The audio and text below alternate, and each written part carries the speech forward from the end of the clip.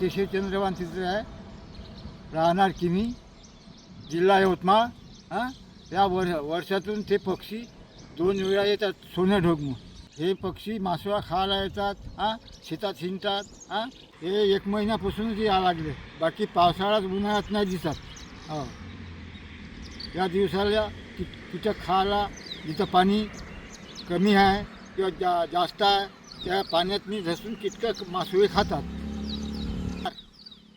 4 पक्षी आले आहे. भारतामध्ये आढळतात म्हणजे आता हे वर्षातून 1-2दा येतात. हो, आपल्या इकडे. हो, पक्षी आपल्या इकडे नाही, ते तिकडले काश्मीरकडले, तिकडे राजस्थानच्या इकडले आहे ते. हो, इकडे जास्त पक्षी नाही. वर्षातून 2 वेळा येतात ते.